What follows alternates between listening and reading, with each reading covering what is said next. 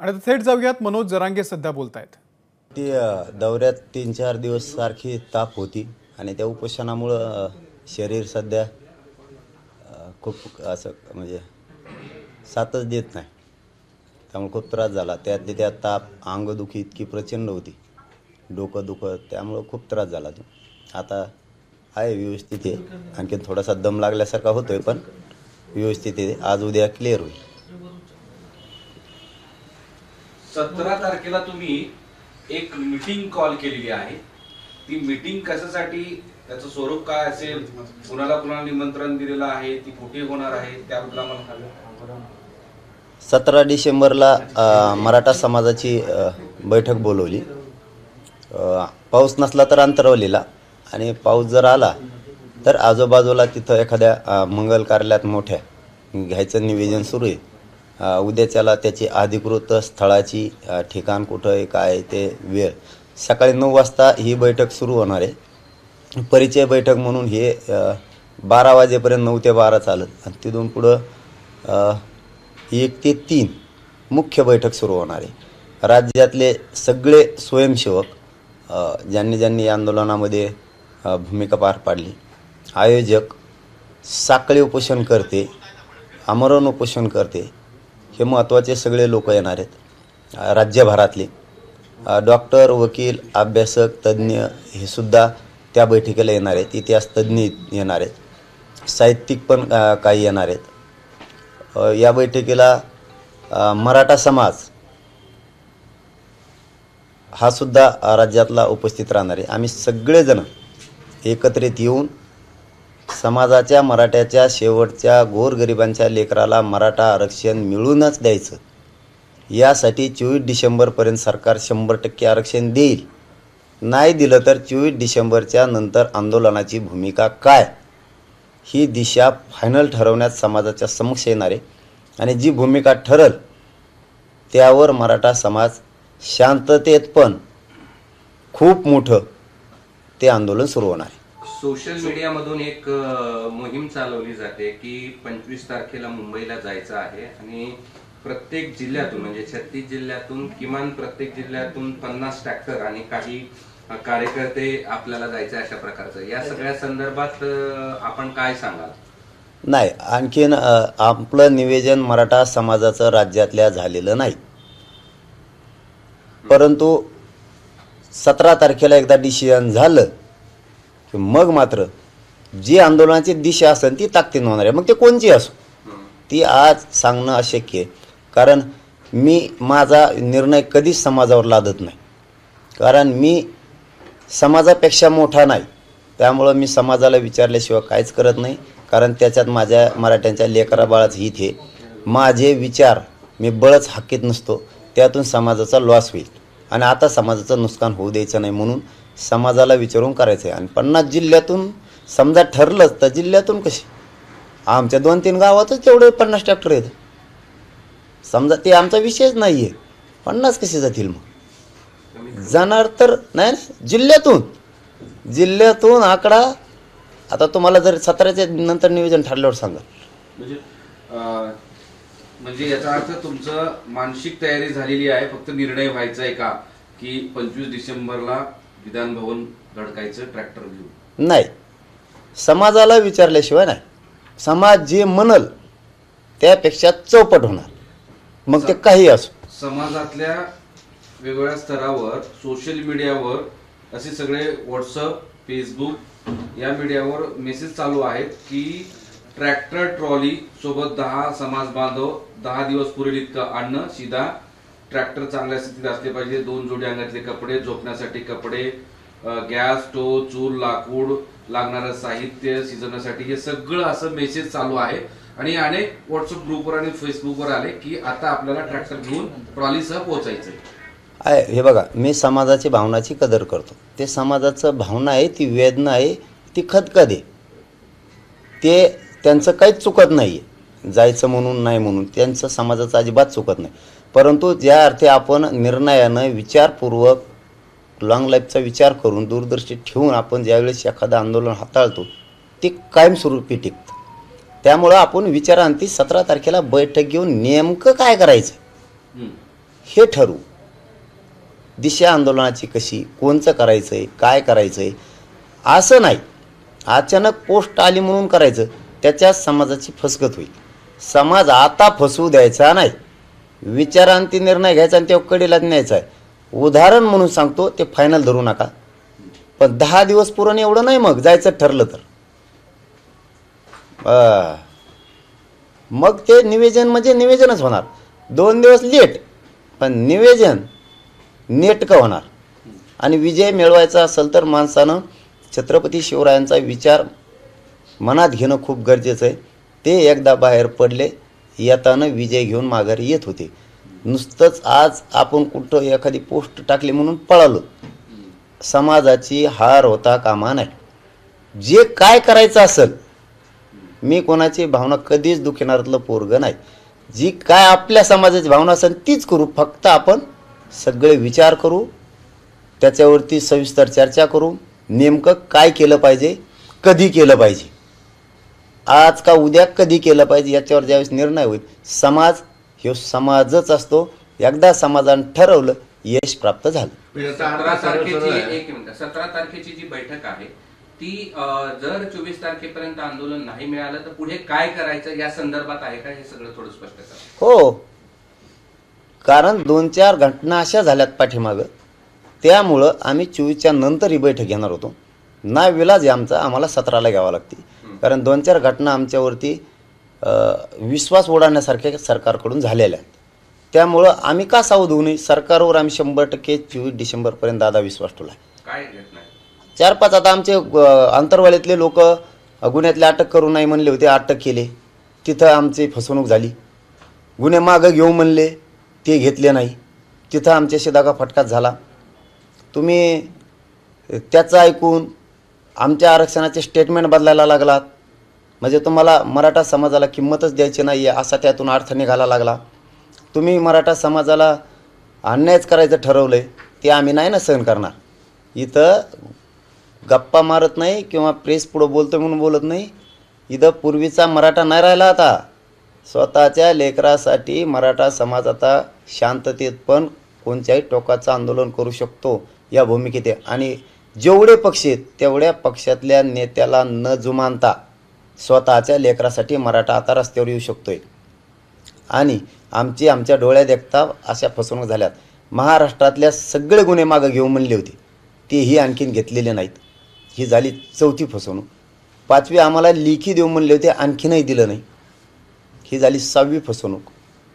तुम्ही त्याचं ऐकून कुऱ्हाडीची भाषा त्यो करतो, आमचे लोक अटक करा त्यो म्हणतो आणि सरकार ऐकतो आणि त्याप्रमाणे आमच्यावर कारवाई करतो. ही झाली 7वी फसवणूक. त्यांच्याच पाहुण्यांनी त्यांचेच हॉटेलं जाळलेलं असताना आंदोलन हे मराठ्यांचं बदनाम केलं. आमचे नांदेड जिल्ह्यापासून लातूर, नायगावचे, बीड, माजलगावचे लोक विनाकारण गुंतवलेत. ज्यांना सगळ्याच महाराष्ट्रातले एकाचं नाव घेण्यापेक्षा विनाकारण गुंतवलेत. आमची फसवणूक व्हायला लागली, आम्ही कवर थांबणार. आत्ता तुम्ही याला असं जे बोलताय त्यावरून एक नवीन विषय आलेला आहे की छगन भुजबळ असं म्हणतायत की मराठा आरक्षणाला माझा विरोध नाही, पण मीच विरोधक असल्याचं चित्र रंगवलं जात आहे. 24 डिसेंबर रोजी मला गोळी घालून ठार मारले जाऊ शकते असा पोलिसांकडे रिपोर्ट आहे आणि झुंडशाहीला त्यांचा विरोध आहे असं त्यांचं म्हणणं आहे. आता अन्यायाचं बघा, अन्यायाविरुद्ध आवाज उठवणं त्याला जर तो झुंडशाही म्हणत असला तर त्याचे किती प्रगल्भ विचार आहेत त्याच्यावर लक्षात येतं. आणि त्याला कोण गुळी आणि ते कशाला कोण खराब करीन हात स्वतःचे, तो काय आहे असा. आणि त्याला चित्र रंगवलं म्हणतो मी जातीयवादी आहे म्हणून. आणि मग कोण आहे तू? कोण आहे? जातीयवादी नाही तर कोण? तू धनगर बांधवांच्या आरक्षणाच्या बाबत गोरगरीब लोक आहेत त्यांच्याबद्दल भूमिका स्पष्ट कर म्हणतो, करत नाही. तिथं तुझा जातीयवाद. ओबीसी महामंडळ सगळं खाल्लं, तुझ्याच लोकांना तू खाऊ दिलं नाही, तिथं तूच अन्याय जातीवाद केला. मराठ्यांना आरक्षण मिळालंच नाही पाहिजे घटनेच्या पदावर बसून तू बोलतो, तिथं जातीवाद तूच करतो. सगळ्या गोष्टी हाताळायच्या तोच.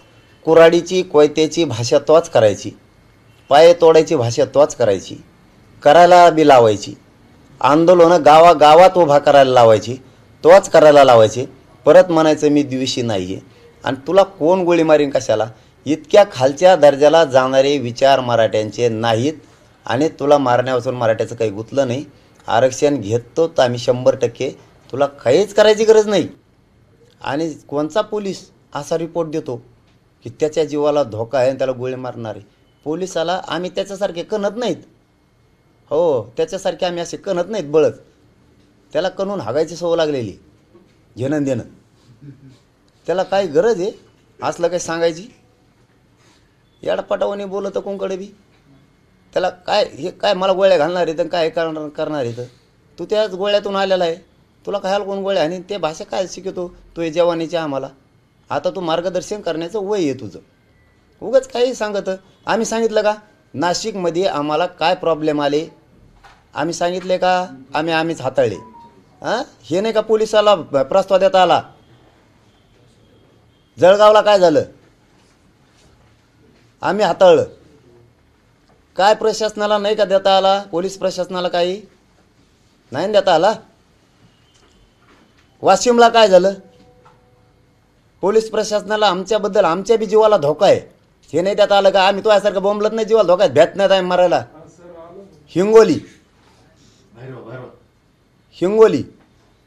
हिंगोलीत काय घडलं? आम्हीच हाताळलं. तो यासारखं असले कणलो नाहीत. आम्ही म्हणलो का आमच्या जीवाला धोका आहे, इथं अशी गोष्ट होती. ती संशयास्पद आहे का कशी होती तपासली का? आमच्याबद्दल पोलिसांनी दिला का मग रिपोर्ट? आम्ही म्हणतो का? आम्हाला गरजच नाही. ते खरं आहे का खोटं आहे तुम्ही तपासा. खोटं असलं तर सोडून द्या, खरं असलं तर द्या रिपोर्ट. दिला का रिपोर्ट आमच्या जीवाला धोका आहे म्हणून पोलिसांनी? मग का नाही दिला? काही जिल्ह्यात 24ला सांगणार आहे. तुमच्या प्रश्नाचं उत्तर मी आज नाही सांगणार. काय धोका आहे काय त्या वेळेस घडलं ना आम्ही बघितलं ते आम्ही 24ला सांगू.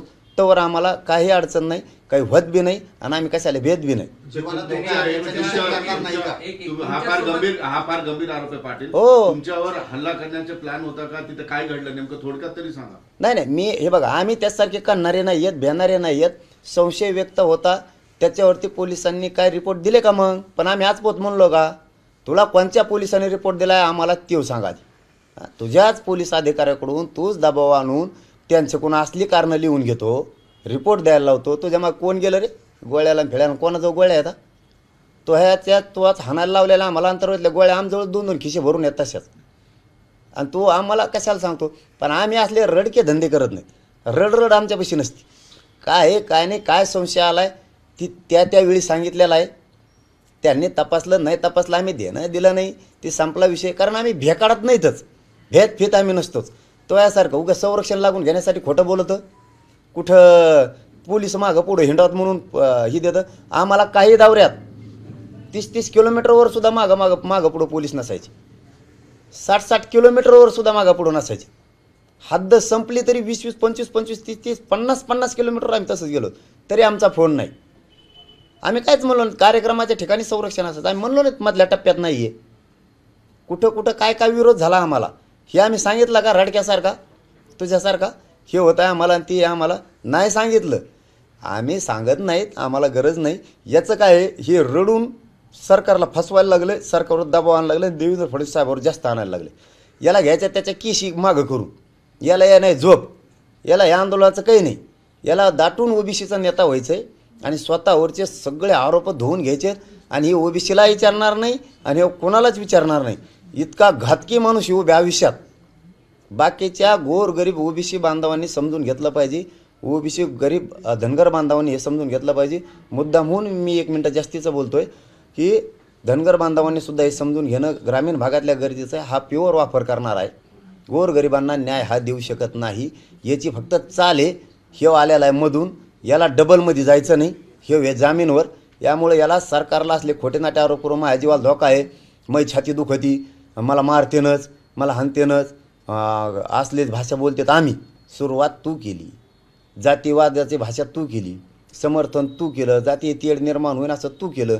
तू बोलतो तू मंत्रिपदाची गरिमाच राखे ना. त्याला आम्ही काय करावं? म्हणून याला त्या केसेस घ्यायच्यात आणि देवेंद्र फडणवीस साहेबांनी त्याचा डाव समजून घेतला पाहिजे की याला याच्यातून मोकळं व्हायचं आहे. तुमच्यासुद्धा किंवा तुम्हाला सुद्धा होरगुडून येऊ पुढं जाईल. आम्हाला देणं घेणं नाही ते तुमचं राजकारण आहे. तुम्ही जा. पण ह्यो घातकी माणूस आहे, विश्वासघातकी माणसाचं ऐकून तुम्ही मराठ्यांच्या लोकांवर अन्याय करू नका. नसता सरकारच्या विरोधात सामान्य मराठ्याचा जास्त रोष वाढायला लागलाय.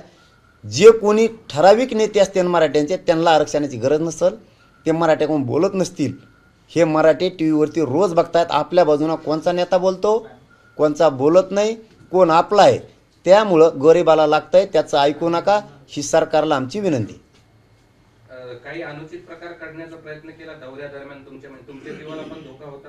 चॅनल आलंय सगळ्या पोलिसांच्या रिपोर्ट बाबत. मग आमचा बी आक्षेप आहे, त्याला काहीच झालेलं नसून जर तो कोणचा पोलीस आहे तो रिपोर्ट देतोय, तो कोणत्या जिल्ह्यातला रिपोर्ट आहे त्याचा बी आम्ही शोध घेणार आहेत आज दिवसभरातच. कोण रिपोर्ट देणार आहे, कशाच्या आधारावर दिलाय, काय केलंय. कारण तुम्ही खोटे रिपोर्ट देऊन दरबारीनं आम्हाला दाबिणार आहेत का? हां, त्यांनी सांगायचं अटक करा, तुम्ही आमचे लोक अटक करायला लागले. अहो साधी घटना सांगतो भाऊ तुम्हाला, त्या माजलगावची नुसती क्लिप व्हायरल केलेली त्या पोरानं.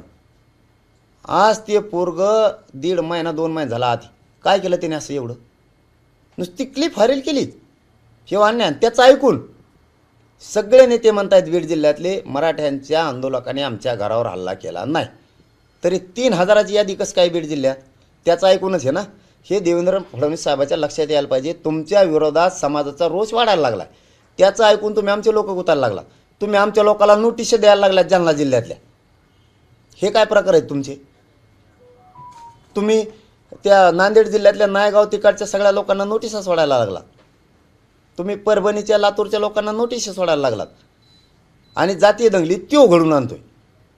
हे सर्वसामान्य ओबीसी बांधवात आणि मराठा बांधवात धनगर बांधवात सामान्यात द्वेष पसरायला लागलाय, आंदोलन उभा करायला लावा लागलाय आणि आमच्यात नाराजी पसरण. धनगर बांधवांना माझी विनंती सामान्य की सामान्य बांधवांना धनगर बांधवांना विनंती की आपण रोज एकमेकाच्या ताटात खातो उठतो, याच्यासाठी आपल्यात नाराजी पसरायला नको. शहाणपणाची भूमिका माझी तुम्हाला घ्या, ही तुम्हाला विनंती माझी. मला गोळी मारली जाईल असा पोलिसांचा रिपोर्ट जो होता तो विधानसभेत सादर केलाय. मात्र भुजबळांनी हा दावा केल्याच्या नंतर याचा आता कोणी निषेध करणार नाही का, असं भुजबळांनी प्रश्न विचारलाय. अरे कोणी काही करणारच नाही, निषेध काय करते मग? हेच सरकारला सांगतो ना मी, तुम्ही ते काही बोलत राहणार आणि तुम्ही त्याच्या बाजूने उठून मराठ्यावर अन्याय करणार. हे मराठ्याला दिसायला लागले टी व्हीवरती, घराघरातल्या मराठ्यांना वाटायला लागले त्याची एकट्याचीच बाजू सरकार घ्यायला लागले आणि मराठ्यावर अन्याय करायला लागले. हे सरळ सरळ दिसायला लागले. मी हे जबाबदारीनं शब्द वापरतोय की सरकार त्याच्या दबावात यायला लागले एकट्याच्या, त्याला त्याच्या केशी नील करून घ्यायच्यात, खोटे नाटे आरोप करून तो सरकारची फसवणूक करून मराठ्यावर अन्याय करायला लागलाय. सरकारनं मराठ्यावर अन्याय होऊ देऊ नये. गावखेड्यात सरकारविषयी रोष पसरायला लागलाय त्याच्यामुळं, कारण लोक टी व्हीवर बघतायत की सरकार त्याची बाजू घेऊन बोलायला लागले आणि मराठ्यावर अन्याय करायला लागले. मराठे याला अन्याय झालाय आमच्यावरती, आंदोलनातून सरकारला उत्तर देणार म्हणजे देणार. तुम्ही जर त्याला पुढं असंच बळ दिलं तर. त्यांना सांगितल्यानंतर त्यांची सिक्युरिटी वाढवण्यात आलेली आहे.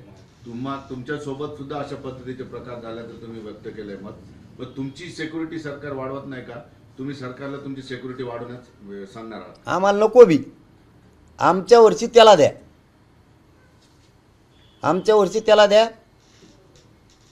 त्याच्या मागं पुढं 10,000 हजार ठेवा, काही देणं घेणं नाही आम्हाला. फक्त आमचं एकच पण आहे, तो जो शब्द वापरतोय ना ह्यो बी मी जबाबदारीनं बोलतोय.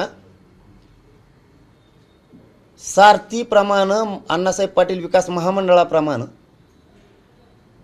ओबीसींना सुद्धा सवलती द्या, समानता आणा, हे त्याचं म्हणणं आहे. आम्हाला एकच सारथी आहे, त्याला सुद्धा तो विरोध करतोय. इतक्या खालच्या दर्जाचा माणूस, त्याच्यासाठी राजगादी किती खेटली सारथीसाठी हे त्याला माहीत नाही. ते आज लेकरांच्या कामाला आली, तिला सुद्धा तो विरोध करतोय. समानता नेमकी त्याला आरक्षणात का नको ही जबाबदारीनं म्हणतोय. मग तू जातीवादी नाही आहे ना? आमच्या शासकीय नोंदी सापडल्यात आरक्षणातल्या, त्याच्यात तुझी एकही नोंद नाही आहे पूर्वीची, तरी तुला फुकटात आरक्षण दिलंय. आमच्या नोंदी आहेत, तिथं तुला समानता का नको? तू कशामुळं म्हणतो मराठे ओबीसीत नको? जे नेते मराठ्यांच्या बाजूने बोललेत ते मराठा समाजाच्या वतीनं मी आजच त्यांचं मनापासून आभार मानतो. हो, विधानसभेत जे बोललेत त्यांचं, कारण ते मराठ्यांच्या बाजूने बोललेत. जे बोलत नाहीत त्यांना मराठा बघतोय. मराठे त्यांना पुढच्या काळात दारात सुद्धा उभा करणार नाहीत, ही मी तुमच्या काळ्या दगडावरची रेखी तुम्हाला छातीत ठोकून सांगतो. कारण पूर्वीचा मराठा आता राहिला नाही. यांना मराठ्यांनी मोठं केलं आहे आणि हे आज मराठ्याच्या लेकराच्या विरोधात बोलत आहेत. हे मराठ्यांच्या डोक्यात आता फिट झाले आणि तुम्ही काही ताकद वापरा, पैशाची, कशाची, दादागिरीची, गुतवायची, मराठी आता माग हटत नाहीत, केशीला भेट नाही. गर्दीवर स्वार होऊन तुम्ही हवं ते बोलणार का, असा प्रश्न जो आहे तो दरेकरांनी उपस्थित केलाय. मराठ्यांची वेदना आहे. हवेवर स्वार होणारा मी नाही, तुम्ही येत. कारण तुम्ही ज्या हवेवर मोठे झाले होते त्या हवेतून बाजूला जाऊन बँकेतून आपण काय काय खाल्लं हे धुवून काढण्यासाठी तुम्ही कुठं गेलात आम्हाला माहिती आहे. आम्हाला जास्तीचं बोलायला लावू नका, कारण तुम्ही मराठा समाजाचे. हवेचा वापर कोण करतो हे तुमच्याकडून शिकावं. ती भाषा आम्हाला शिकू नये तुम्ही. हवेचा रुख काय असतो आणि त्या हवेचा फायदा कसा उचलायचा हे तुम्हाला माहिती आहे आणि तुम्ही तो उचललेला आहे. ते आम्हाला शिकू नका. मी ना नेता आहे ना पिता आहे. मी मराठ्यांचा सेवक आहे, मराठा सेवक म्हणून काम करतो, मराठ्यांचं लेकरू म्हणून काम करतो. आणि मराठ्यांच्या त्या सभा नाहीत, मी तोंडाने सांगतो, तुम्हाला सांगायची गरज नाही. त्या वेदना आहेत, वेदना, आणि त्या आम्ही मांडतोय. फक्त तुम्हाला खपा नाही. तुम्हाला खपा नाही. फक्त एक गोरगरिबाचं लेकरू गोरगरिबासाठी लढतंय, ही तुमची सगळ्यात मोठी पोटदुखी आहे. फक्त तुम्हाला श्रीमंती आहे आणि आम्हाला नाही आहे, म्हणून तुम्ही म्हणताय मराठ्याला आरक्षण देऊ नका. कारण तुमच्या 15 पिढ्या नुसत्या नोटाच खात्यान इतकी तुमच्याजवळ प्रॉपर्टी आहे. आमचे लेकराचे 1% हुकले तर आमचे लय वांदे आहेत. त्यामुळं ही गर्दीवर स्वार होऊन भाषा नाही आहे.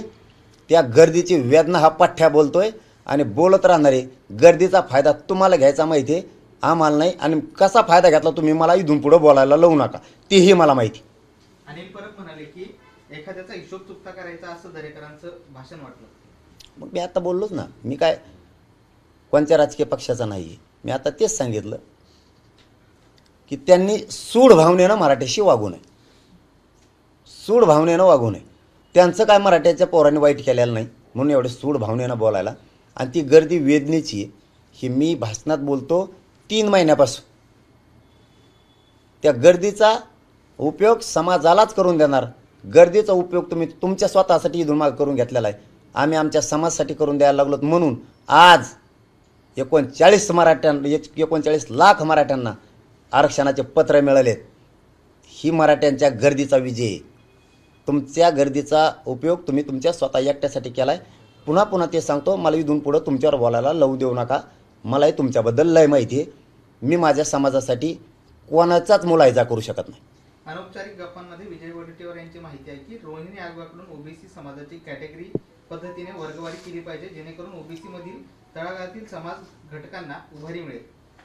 त्यांची तीच मागणी आहे गोरगरिबांची. हे खाऊन देत नाही म्हणते, एकटाच खातो सगळं आरक्षण. छोट्या छोट्या जातींना खाऊ देत नाहीत. ते बांधव मला 47 जातीचे नेते भेटायला आले होते ओबीसीमधले, की हो आम्हाला खाऊ देत नाही, तुम्ही ती मागणी लावून धरा. आम्ही धरली. त्यांनाही वेगळं द्या. जसं धनगर बांधवाला वंजारी बांधवाला वेंटी व्हिजेंटी म्हणून वेगळं दिलं, तसं त्यांनाही गोरगरिबाला द्या. हे खाऊन नाही देत कुणाला, हे खाऊन नाही देत. योग्य मागणी त्या बांधवांची आणि आमचा त्या मागणीला पाठिंबा आहे. त्यांना वेगळं आरक्षण द्यावं. पण आम्ही ओबीसी आरक्षणात 100% आरक्षण घेणार.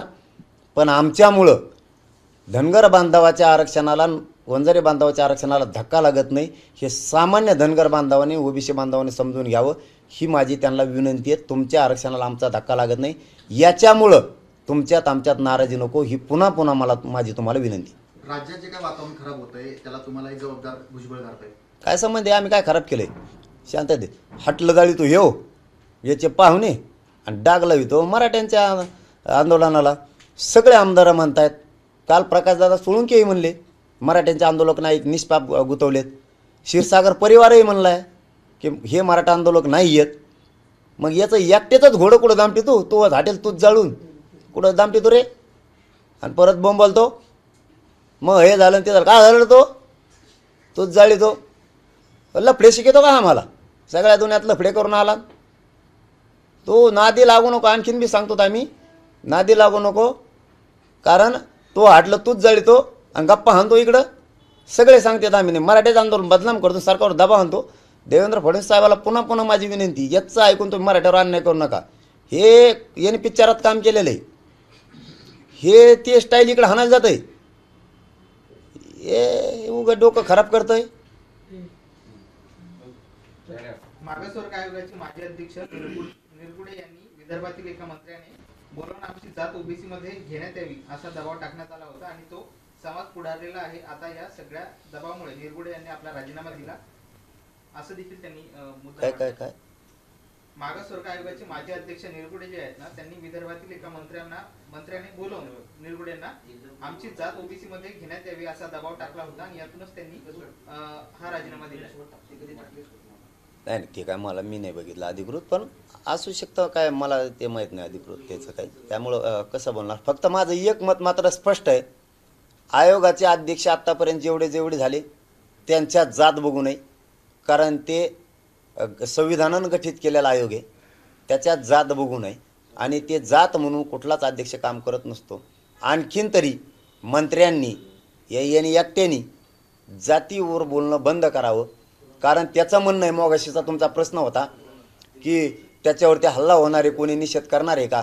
माझा प्रतिसवाल आहे सगळ्या आमदार मंत्र्यांना की त्यांनी महापुरुषाच्या जाती काढल्या, भारतात आत्तापर्यंत कोणी काढल्या का, त्याचा निषेध कोण करणार आहे, कोण करणार आहे त्याचा निषेध. आणि याचं जर एवढं मोठं मन आहे हे जर जातीवाद नसतं याने आत्तापर्यंत माफी मागितली असती की माझ्याकडून चुकीनं त्या महापुरुषांच्या जाती निघाल्या. अरे का माणूस आहे का याचं ऐकू नका. तुम्हाला सांगतो मी, सगळा मराठा समाज विनाकारण तुमच्या विरोधात रोष व्यक्त व्हायला लागले याचं ऐकू नका. हे मोगम पंचत अहोदर्शित हे कुंकडं रान हाणताय, कुंकडं शेंगा झोडीत आहे. वडटीवर अनौपचारिक गप्पांमध्ये म्हणाले की आता ओबीसीला ओपन कॅटेगरीचा दर्जा द्या हीच मागणी आम्ही करणार आहे. काय करा. ओबीसीला ओपन कॅटेगरीचा दर्जा द्या हीच मागणी आम्ही करणार आहे. ओबीसीला नाही ते त्यांचं ठरीत आहे ना. आम्हाला ओबीसी तेच. तुमचं काय काय ठरायचं ठरा तिकडे ओपनात या नाही तर तिकडे ग्राउंडवर या नाही तर पुढं राहा. आम्ही म्हणत नाही तुम्हाला ओबीसीच्या बाहेर जाणार. आम्ही ओबीसीत जाणार आहेत कारण ते आमचं हक्काचं आहे आणि आम्ही घेणारच. माझा याचबरोबर लक्षात आलं म्हणून सांगतो, कुणबी प्रमाणपत्र सरसकट महाराष्ट्रातल्या मराठ्याला पाहिजेत याच्यावर आम्ही ठाम आहेत. पहिल्यापासून मी सांगतोय, ज्याला घ्यायचं त्याने घ्यायचं, ज्याला नाही घ्यायचं त्याने घ्यायचं नाही. पण गोरगरिबांच्या पोराच्या अन्नात माती कालायचं काम करायचं नाही. इथं जोर जबरदस्ती नाही की तो घ्यावं म्हणून. धन्यवाद. पण एक प्रश्न असा आहे की विदर्भातल्या एका मोठ्या नेत्यानं त्या निरगुडेंवर अध्यक्ष जे होते त्या निरगुडेंवर असा एक दबाव टाकला म्हणे की मराठ्यांना ओबीसी मध्ये घ्या, अशा पद्धतीनं कार्य करा, म्हणून त्यांनी रिझाईन केलं, राजीनामा दिला, अशी एक चर्चा आहे. जर एखादे म्हणले असले मराठ्याला ओबीसीत घेता, मराठ्यांच्या नोंदी आता घ्यायला पाहिजे. राजीनामे द्यायची काय गरज आहे. तिथं काय जातीवाद आणायचा, तिथं जात बघायचीच नाही. तिथं आपण ज्या संविधानाची शपथ घेऊन तिथं बसलोय, ज्या संविधानाचे रूल आपण तिथं घेऊन बसलोय, तिथं जातीचा संबंध नाही. न्यायपालिका म्हणूनच त्यांनी समाजाला मागणी झाली तर न्यायच दिला पाहिजे. तिथं जात आडवी आता कामा नाही. असा अध्यक्ष संविधानाच्या पदावर बसलेला असला पाहिजे, तसा मंत्री सुद्धा असला पाहिजे. पण आता नवीन अध्यक्ष निवडले गेले ते मराठा आहेत. मी जात म्हणलो ना तुम्हाला, काल सुद्धा म्हणलो, आज सुद्धा म्हणतो.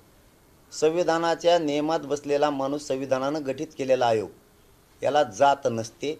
आणि तुम्ही जर जात काढत असताल त्यांची, इथून मागचे जेवढे आयोगावर अध्यक्ष झाले आम्ही एकदाही मराठ्यांनी जात काढली नाही. आमच्याविषयी तुमची पोटजळ एवढी कशामुळे. ते जातीचा काय संबंध. तो माणूस त्या लेवलचा आहे म्हणून तिथं बसवला जातो. कोणीही असो, इथून मागची असो, इथून पुढची असो, त्याची लेवल असल्याशिवाय त्याला बसवलं जात नाही. त्यांची लेवल दर्जा असायला लागतो आणि तो दर्जा त्यांच्या ते. म्हणूनच सरकारनं, संविधानानं त्यांना त्याच्यावर बसवलंय आणि ते नियमाचं पालन करूनच तिथं काम करत असतो कोणीही माणूस असो. मराठ्यांना द्यायचं म्हणलं की जात, सारथी म्हणलं की जात, आणि तू कवर ओव्हर बुडीत होते. सरकारने दबावात येऊन, दुसरंही सांगतो आता याच्याबरोबर आणि थांबतो, याच्याबरोबर सरकारनं आम्हाला 9 वेळेस फसवलं आत्तापर्यंत. ह्या महिन्याच्या आत त्याने नुसतं सांगितलं आम्हाला सुद्धा सारथी बरोबर द्या, लगेच सवलती लागू केल्या. आम्ही म्हणलो कम केल्या. अरे तो यासारखं जळत नाहीत आम्ही, येडपट कुंकड, तो यासारखं जळत नाहीत आम्ही. द्या काय सवलत द्यायची ती, मोठं मन आहे मराठ्याचं, द्या. पण याबरोबर सरकारला आज मी जाहीर विनंती करून सांगतो, तुम्ही लागू केल्या सवलती, आमचं दुखणं काही नाही. पण सारथीचे, PhDचे जे विद्यार्थी सगळे थांबलेत, ज्या नियुक्त्या थांबल्यात, ACBCच्या ESBCच्या थांबलेल्या ह्या सगळ्या MPSCचे विद्यार्थी कुठं कुठं आंदोलनाला बसलेले आहेत, EWHचे विद्यार्थी, यांना सगळ्यांना नियुक्त्या द्या, त्यांनाही सवलती द्या, आमचं काय म्हणणं नाही. पण आमचे जे 2-2 वर्षापासून पोरं डांबून ठेवलेत यांच्या तुम्ही नियुक्त्या बाहेर तातडीनं काढा नसता पुन्हा त्याच्या विरोधातही आम्हाला आंदोलन करावं लागणार हे सरकारनं समजून घ्या. त्या पोराच्या पाठीशी सरकारनं उद्यापासून खंबीर उभा राहा किंवा आजपासूनच तुम्ही ते काम सुरू करा. चंद्रकांत दादा पाटलांना विनंती आहे की त्या पोरांचे प्रश्न उपसमितीचे अध्यक्ष तुम्ही आहेत ते बाहेर काढा सगळे मॅटर. EWचे विद्यार्थी आहेत, MPSCचे विद्यार्थी आहेत, सारथीचे विद्यार्थी आहेत, अण्णासाहेब पाटील विकास महामंडळाचे विद्यार्थी आहेत, लटकलेत. हे कोणालाही ठेवू नका, यांना सगळ्यांना नियुक्त्या द्या. त्यांना देताना आमचा विरोध नाही, पण हे आमचे थांबवलेले यांना द्या. आम्ही विरोध करणाऱ्यातले नाही आहेत. कारण त्याचं ऐकून इथून पुढं सरकारनं आणि देवेंद्र फडणवीस साहेबांनं मराठ्यावर अन्याय करू नका. तुम्हाला ही शेवटची विनंती करतोय मी 3 दिवसापासून. नसता आम्हाला 24 डिसेंबरच्या नंतर नाविलाजानं शांततेत मोठं आंदोलन पुन्हा सुरू करावं लागणार आहे. परत म्हणू नका हे काय झालं. तुम्ही मुलांच्या भवितव्याचा विचार करताय, मात्र छत्रपती संभाजीनगर जिल्ह्यामध्ये छत्रपती शिवाजी महाराजांच्या स्मारकासमोर एका युवकानं आत्महत्या केली आहे. आणखी एक बळी गेलाय. सरकार बळी घेतोयच किती आमचे, आम्ही तेच सांगतोय. तो बोलला की त्याला देता लगेच, काल बोलला आज लगेच सुरू झाल्या सवलती. आम्ही काय म्हणत नाहीत. तो बोलला की आमच्या लोक लगेच अटक जाणार तेच आहे. हे अन्याय नाही का आमच्यावर. PhDचे विद्यार्थी आमचे कितीतरी आहेत, आमचे सारथीचे विद्यार्थी आहेत, महामंडळाचे विद्यार्थी आहेत, EWS मधले विद्यार्थी आहेत, MPSCचे विद्यार्थी आहेत. जेवढे मराठ्यांचे 2 वर्षापासून लटकलेले पोर आहेत हे आजपासून तुम्ही तातडीनं ते मार्गी काढा. नसतात तुम्ही आम्ही बोलतो ते देत नाहीत आणि तो बोलतो ते देत आहेत. ह्यो रोष समाजात चाललाय. देवेंद्र फडणवीस साहेब, तुम्हाला माझी विनंती आहे, तुम्ही हे सगळे विषय हाताळा आणि ताबडतोब बाहेर काढा. ही आत्महत्या आमच्या बांधवाची जी आत्ता झाली संभाजीनगरला, हे तुमचे बळी आहेत सरकारचे. याच्यात मुख्यमंत्री 2 उपमुख्यमंत्र्यांनी लक्ष घालून आमचे पुरे प्रश्न मार्गी काढा आणि महाराष्ट्रातल्या सगळ्या केसेस मागं घ्या. त्याचबरोबर 24 डिसेंबरच्या आत आरक्षणच द्या. त्याचं ऐकून जर तुम्ही मराठ्यावर अन्याय केला तुम्हाला त्याच्याच गळ्यात हात टाकून हिंडायला लागल. मराठ्यांचा विषय तुम्ही सोडून देणे. पहिला मराठा आता राहिला नाही. स्वतःच्या लेकरासाठी आम्ही कुठेही जाऊ शकतो आणि मी माझ्या समाजाला मायबाप मानलेले, मी त्यांचं लेकरू आहे. मी जीव जरी गेला तरी 1 इंच सुद्धा आरक्षण घेतल्याशिवाय माग हटणार नाही. हे शब्द मी माझ्या मराठ्याला दिलेला आणि तो मी पुराच करून तुम्हाला दाखविल, हे लक्षात ठेवा. तुम्ही सातत्यानं असं एक म्हणताय की त्याचा ऐकून निर्णय घेऊ नका असं तुम्ही सरकारला म्हणताय. सरकार भुजबळांचं ऐकत आहे असं तुमचं म्हणणं आहे का थेट? मग कोणाचं ऐकत आहे? त्याचंच ऐकत आहे ना. त्याला काही सुचना. आणि तो काय करायला लागला, या गोरगरिबांच्या आरक्षणाचं त्याला देणं घेणं. पुन्हा त्याच विषयावर आणलं तुम्ही मला. धनगर बांधवांच्या गोरगरिबांच्या आरक्षणाचा विषय तो हाताळत नाही. धनगर बांधवांची संख्या दाखवायची सभेत, OBC बांधवांची गोरगरिबाची संख्या दाखवायची सभेत, आणि इकडं सरकारकडून आरक्षण सोडून न घेता किशी सोडून घ्यायला लागला. त्याच्या गोरगरीब धनगर बांधव, वंजारी बांधव, OBC बांधवांना, 18 पगड जातीच्या आलुते बलुतेदार बांधवांना माझी विनंती, ह्यो तुम्हाला मराठ्यांच्या विरोधात भडकवतोय, सभेला गर्दी करून घेतो, तुमच्या आरक्षणाचा प्रश्न सोडत नाही, तुमच्या OBC महामंडळाचा प्रश्न सोडत नाही. तो इकडे येऊन सरकारला असं बोलतोय, तुम्ही माहिती घेऊन बघा बांधवांना, OBC बांधवांनो. ती इकडे येऊन असं बोलतोय, माझ्या सभेला मग इतके लोक होते ना, मग घ्या मग आपल्या केशी माग. काल एक केस त्याची मागं घेतली तुमच्या दबावामुळं. तुमच्या लेकराच्या आरक्षणाचं काय? तुमचे गोरगरिबांचे लेकर रात्रंदिवस कष्ट करतात. आमचं कोण यावं म्हणून बोलत नाही मी. आम्ही एकटेच 50-55% आमचं आरक्षण आम्ही घेतो. तुम्हाला हुशार करतोय. माझ्या शब्दाचा तुम्हाला काही दिवसांनी 100% पश्चाताप येईल की जरांगे पाटील OBC बांधवांना, धनगर बांधवांना, वंजारी बांधवांना समजून सांगत होते तुमच्या आरक्षणाला आमचा धक्का लागत नाही, याचं ऐकू नका. यात तुमचा गर्दी म्हणून सभेला वापर करून ह्यो याच्या केशीतून सुटायला बघतोय. ह्यो एवढा मतलबी माणूस आहे. OBC बांधवांनो आणि धनगर बांधवांनो, आपण एका गावात राहतो, आपण एकमेकाच्या ताटात खातोय, आपण एकमेकाला चहा पाजतोय, याच्यामुळं आपल्यात नाराजी नको व्हायला. ह्यो याच्या केशी सोडून घ्यायला लागला. एवढा मतलबी याच्यानंतर तुम्हाला कोणाला विचारणार नाही हो माणूस. याचा इतिहास शोधून बघा तुम्ही.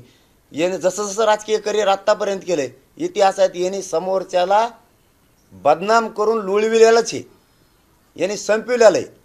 आता याच्यावर अशी वेळ आली, याने मागच्या सगळ्या पक्षांना संपविल्यामुळं यालाच आता संपायची वेळ आली.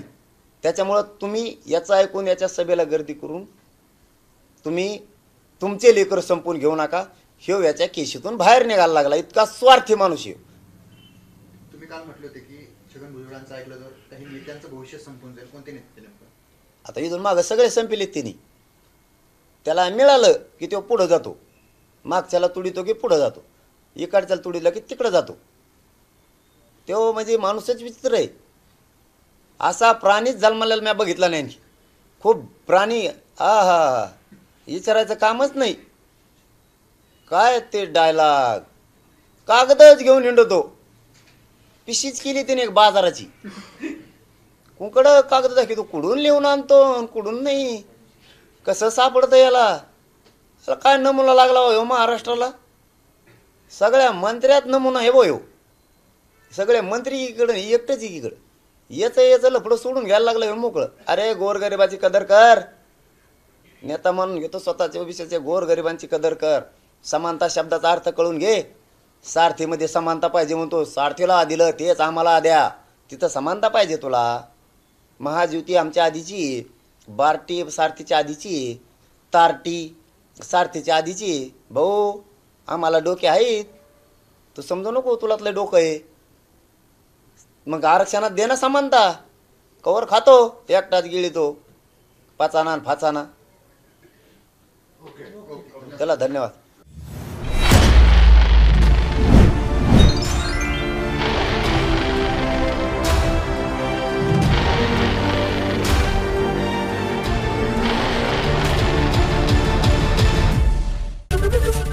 एबीपी माझा, उघडा डोळे बघा नीट.